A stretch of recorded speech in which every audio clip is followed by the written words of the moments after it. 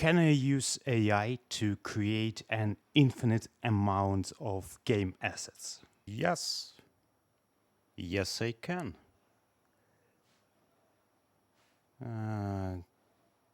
Kind of.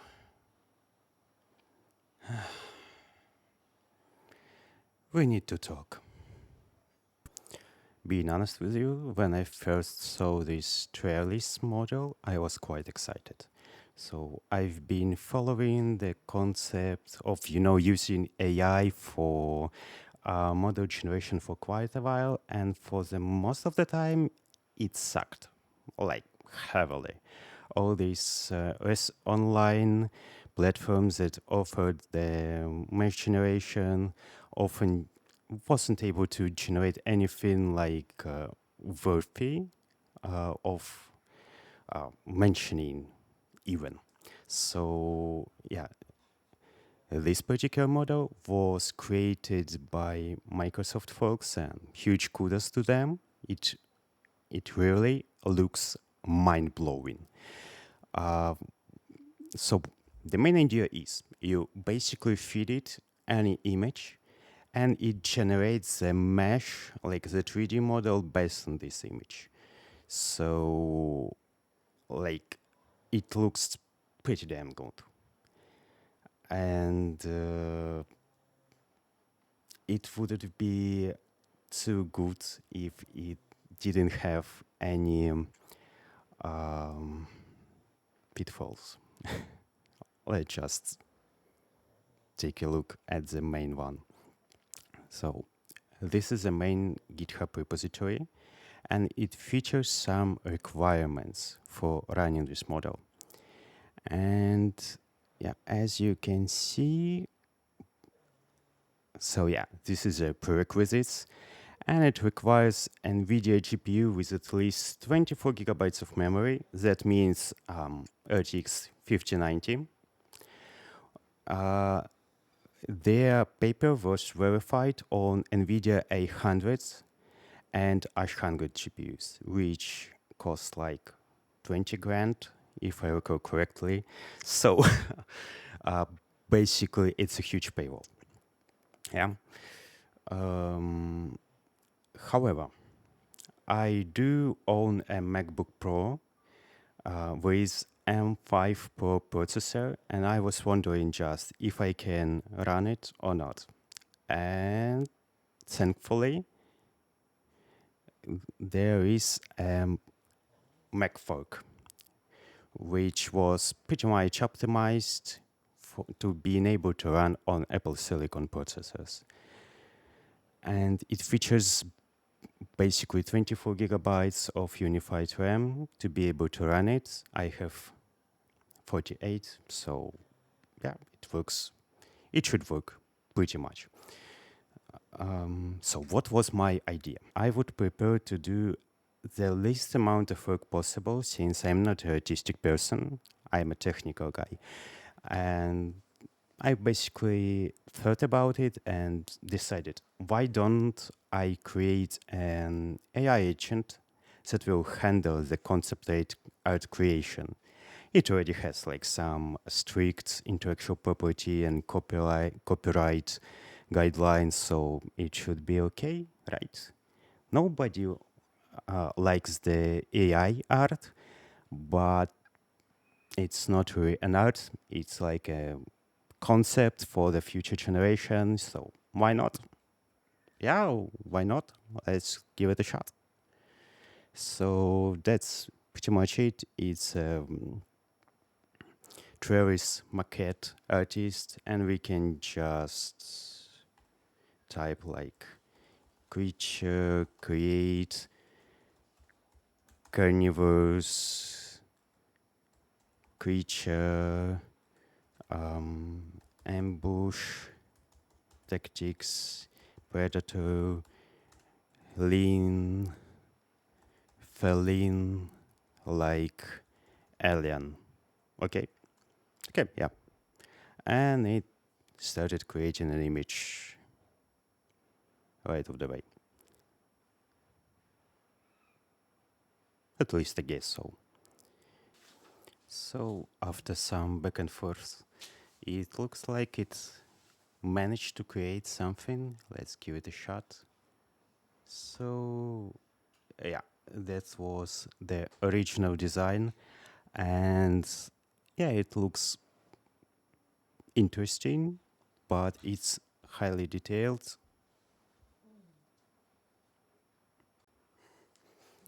Okay, so as I said, it's highly detailed, but yeah, just sit here, please, please.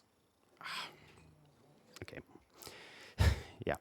Uh, it's highly detailed, but I have huge doubts that the Trellis will manage to create it. Let's give it a try anyways, but in case it can't, I asked ChatGPT to just simplify the model a bit.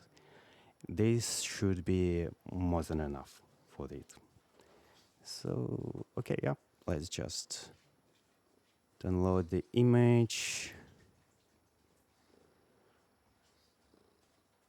find it, rename it, and just paste it over there. So there are some other couple of other concept arts that I was able to create in previous generations during my testing, etc. But it doesn't matter right now. They all are quadrupeds with various sets of details. What we interested in right now is this animal. So there is a simple command that I used for testing and let's just run it. So it's like the default one. So the pipeline type would be 1024 Cascade. It's like the most power hungry and computation hungry one, but it in theory should provide the biggest amount of details. Let's just give it a try.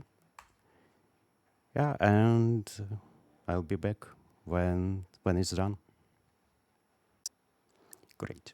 So the whole pipeline took about 7.5 minutes, and it produced two different files. OBG format, which is just a raw mesh, and GLB file, which is basically optimized one. Let's just check the logs a little bit. So, okay, yeah. The raw mesh was generated with almost 1.5 million vertices and 3 million triangles.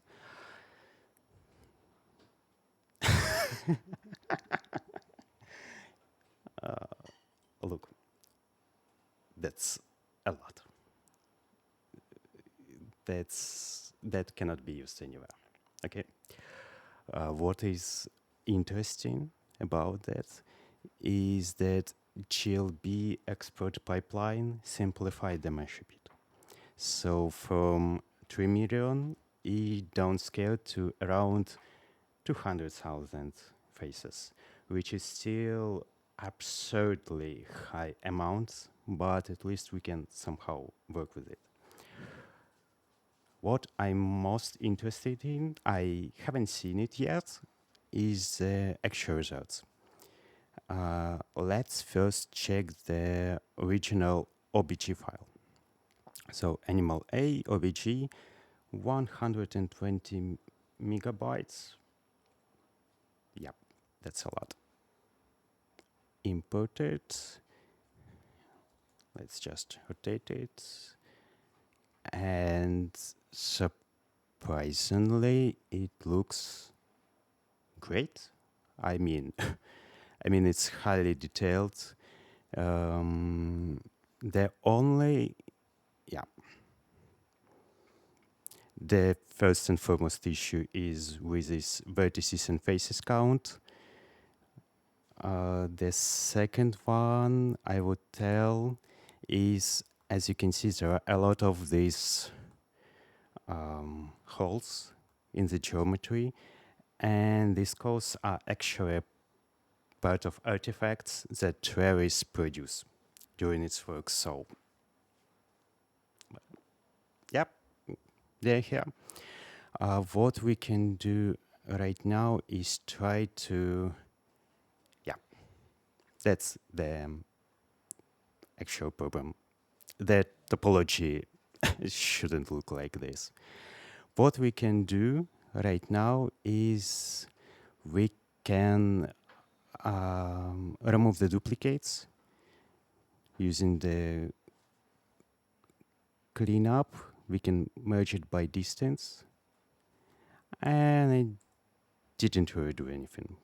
Okay, yep, checks out. So yeah, let's just take a better look at the topology itself. So yeah, there are a lot of n-gons, as you can see, and it has a full-fledged like inner mesh. So I played with them a bit, and sometimes the Trellis produces like the tunnels. So it's not look, what we see right now is not just like backside of the mesh. In some cases, this is a full-fledged inner shell of the object, which is not great at all. So what else? We haven't really seen the GLB model yet, and let's just check it real quick. So, okay.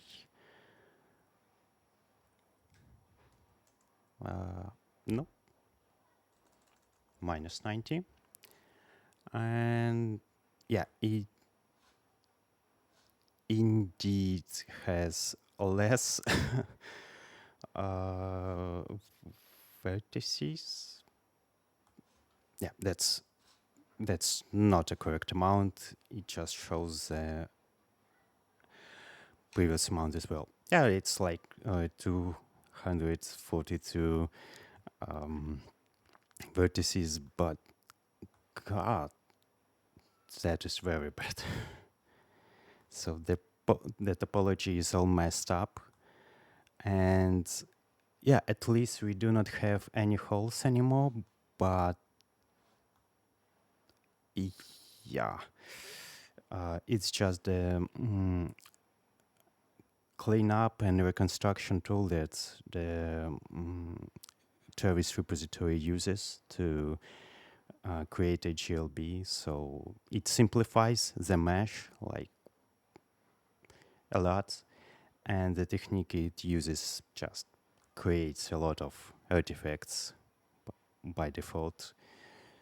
I'm not really sure it's salvageable.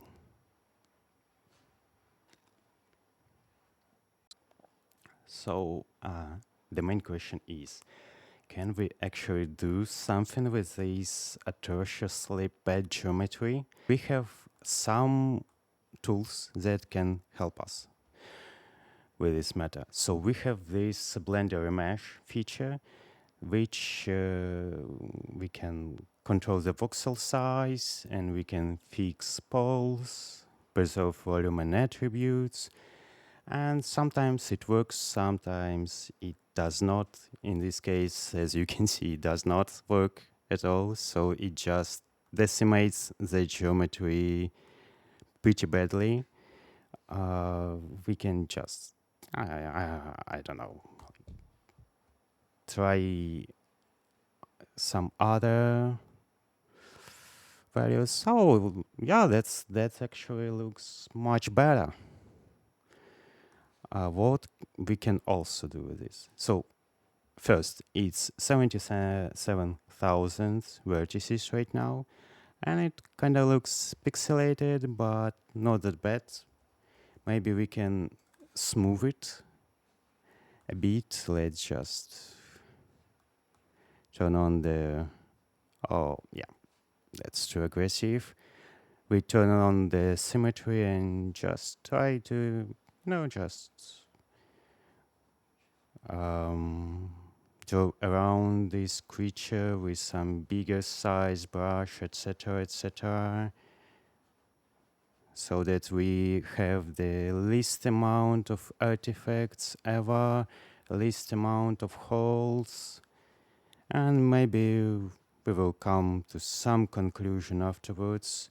So yeah, it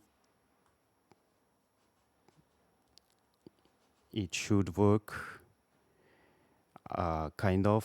As you can see, there is a hole in this like fin-like structure, hole in this part. There are some still pixelated chunks, but it maybe I might be like try more strength for this, and yeah, let it look like something like that. Yeah, we've lost a lot of details, but we can make up for them using the textures. What next? We can use Quad Remesh tool. I actually bought it for professional use, spent like $100 on it. But yeah, let's just check if it can achieve anything, because in the edit mode, as you still can see, it's not good. There are patches of like n-gons everywhere, and yeah, their overall topology looks not good. Yeah, let's just feed it to the quadra mesher and take a look what it can do. Let's keep it conservative to 25,000 quads for the whole creature. Yeah, it's a bit, can be a bit too much for the game usage if we want to have like thousands of them, but Unreal Engine can handle this. And okay, and honestly, this is much better. So almost whole geometry looks fine except for these parts. Yeah, they look broken, completely broken. Yeah, we can technically get rid of them, but it's manual work, which I would say is not that bad. At least we can fix it ourselves. Let's try something else, like 5,000.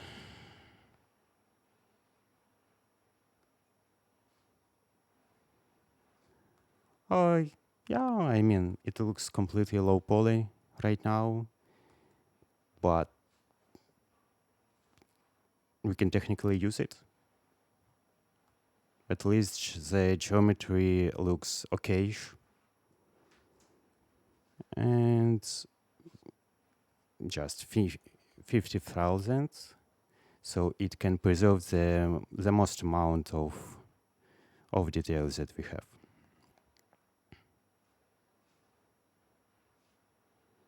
Yeah, I mean, let's draw the line here.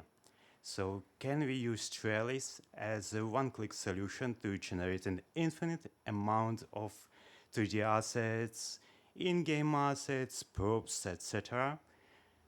Probably not. However, if we ask ourselves, can we use Trellis as a part of the pipeline for like 3D artist work, for concept art creation, for some preparation work, for demos, or then The answer will probably be yes. Yes, we can. And so he left. So basically, the main idea is that you need to do a lot of cleanup work after you create something with Trellis. Trellis itself has a lot of pitfalls and it requires quite powerful PC to run on. This said, I can totally imagine some vibe coder slash vibe modeler trying to use Trellis as is to create some monsters for their game, and in this case, it probably won't work like at all. So there is no hardware that can basically manage this amount of broken geometry and topology. For 3D printing, maybe, but these holes that are created, they have to be manually filled, or like you should use some algorithms to get rid of them. Otherwise, your 3D printed model will be just full of holes and nobody really wants it. So yeah, as a standalone tool for full production, step 1 to final step, yeah, it won't work. But as a part of the pipeline, if you know what you're doing, yes, totally, you can try it. It's pretty much the same as with any other AI tool we currently have right now. It doesn't depend on the workflow. It doesn't depend on the tool itself. It heavily depends on the user, how the user uses it for achieving their goals. That's it. No more, no less. Yeah, thank you.